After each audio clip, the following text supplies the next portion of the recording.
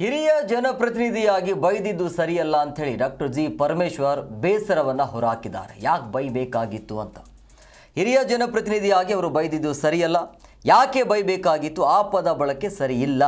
ಅವರು ರಾಹುಲ್ ಗಾಂಧಿಗೂ ಕೂಡ drugs addict ಅಂತ ಹೇಳಿದ್ದಾರೆ ಅಂತ ಬೆಂಗಳೂರಿನಲ್ಲಿ ಸಚಿವರಾಗಿರುವಂಥ ಡಾಕ್ಟರ್ ಜಿ ಪರಮೇಶ್ವರ್ ಈ ರೀತಿಯಾಗಿ ಹೇಳಿಕೆಯನ್ನು ಕೊಟ್ಟಿದ್ದಾರೆ.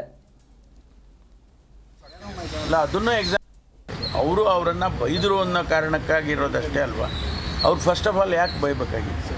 ಆ ಶಬ್ದ ಬಳಕೆ ಅದು ಸದನದಲ್ಲಿ ಒಬ್ಬ ಹಿರಿಯ ಪ್ರತಿನಿಧಿಯಾಗಿ ಅದು ಸರಿನಾ?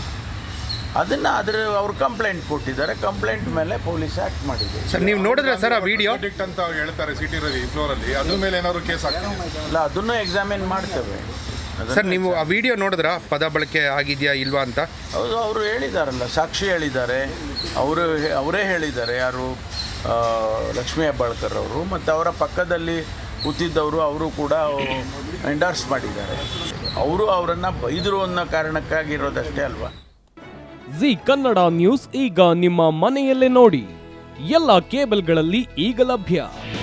ನಿಮ್ಮ ನೆಚ್ಚಿನ ಜಿ ಕನ್ನಡ ನ್ಯೂಸ್ ಈಗ ಸನ್ ಡೈರೆಕ್ಟ್ ನಲ್ಲಿ number 292, Tata play number 1664, Jio TV number 1334, NXT digital number 30, in cable number 30, city networks 51, U digital number 162, GTPL number 17, Rockline telecommunications number 42, Shri Basaveshwara cable number 168, rural cable network 60, Vinayaka digital 57, Abhishek cable 821, city channel 53, Siddeshwara cable network 57, V4 digital Infotech 628, Surya digital networks 53, Gajanan digital number 836, Malnad Infotech private limited number